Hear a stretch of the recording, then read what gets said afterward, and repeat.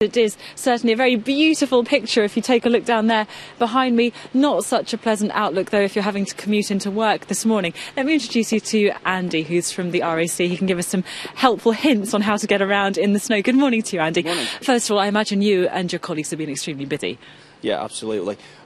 Today, given the condition of the weather, we are expecting really high volumes today. How bad is this in your experience? I imagine you've seen a few snowy winters up here.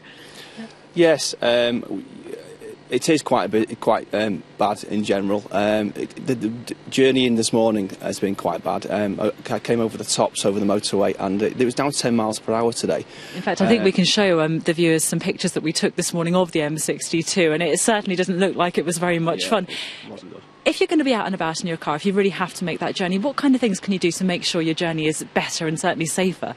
Well, I would start off by making sure the car's, up to it first of all. For example, making sure you've got plenty of screen wash in the washer bottle and quite strong as well to prevent it from freezing. Obviously you need to keep your vision clear.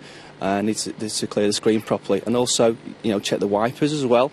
Make sure they're not all broken and falling to bits because they're going to be sort of having heavy duty usage as well. I'd also recommend that you check the tyres on the car. I mean, some people are buying winter tyres at the moment, which are really good, especially for these conditions. But if you have regular tyres, check they've got good tread and there's no damage, and they've got the right pressures in them as well.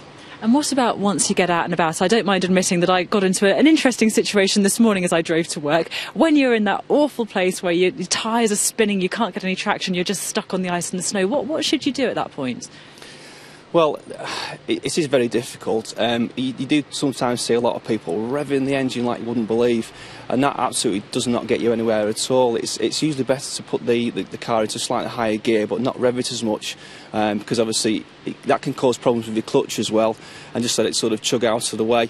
But one of the things that we suggest as well is possibly carrying a small section of carpet in the car as well, so that if your wheels do start spinning or you get sort of into difficulty, you can put the carpet under the wheels, and that'll give you a bit of extra traction. OK, Andy, thank you so much for all that advice this morning. Certainly some very helpful hints there. There you go. If you do have to go out and about today, very best of luck and make sure you stay safe.